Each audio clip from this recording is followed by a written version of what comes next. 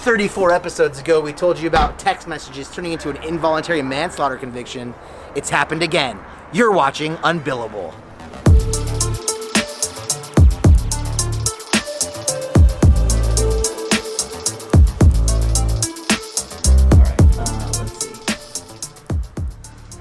There are days when we make this vlog and we're not exactly sure what we're going to talk about. There are days when I come in fired up and ready to go. Today, fired up, ready to go. Over the weekend, no, hold on.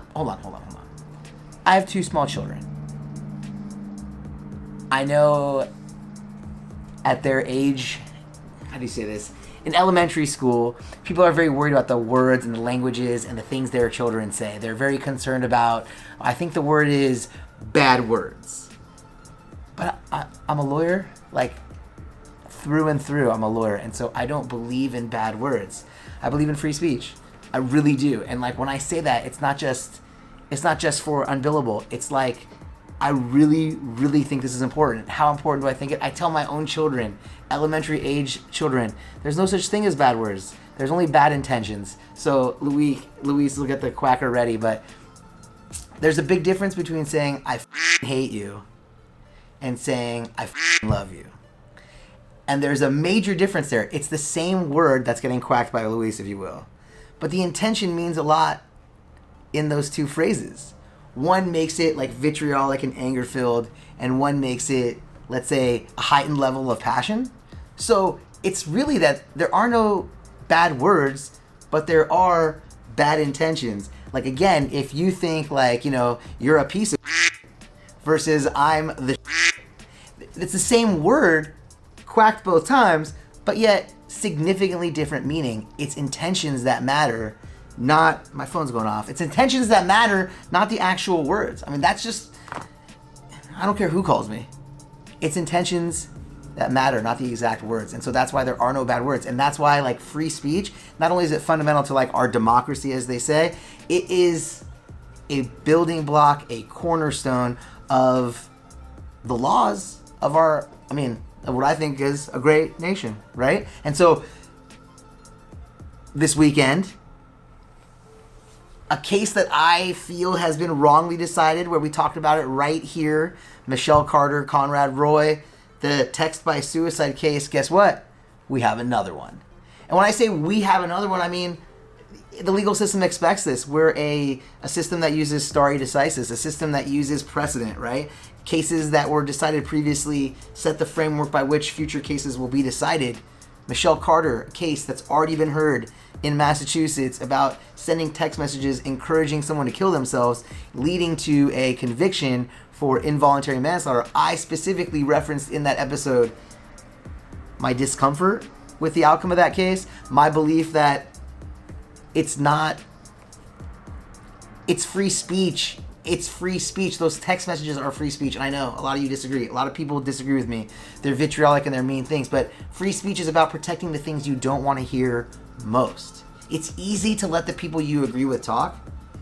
It's harder to let the people you don't agree with talk without interruption, without shouting them down. That's what free speech is. So do I encourage people to send text messages to one another or to anybody encouraging that person to kill themselves? Of course not. Of course not. That is a immoral thing to do. It is an unethical, potentially, thing to do. But is it an illegal thing to do? I think previously I've used the example, I know this morning I used it too. If you're standing outside of a bank and a bank robber pulls up, let's say you know he's the bank robber because he's got a mask on, or she, and you start cheering, "Go bank robber, get all the money, you can do it!" And they go running into the bank, you've committed no crime.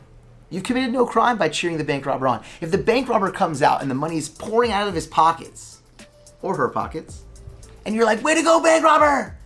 Get in your car, get out of here!" And then of course the police officer pulls up, gets out of his car, and the bank robber shoots and kills the police officer. And you yell out, "Way to go, nice shot, get out of here!" You've still committed no crime. Free speech.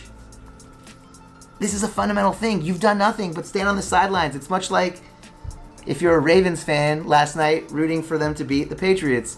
You're not actually doing anything to help them beat the Patriots, but you're allowed to make as much noise as you want in that favor. And Ricky, I'm sorry as a Patriots fan if you're watching this, so I apologize. But my point is to say, your free speech is protected.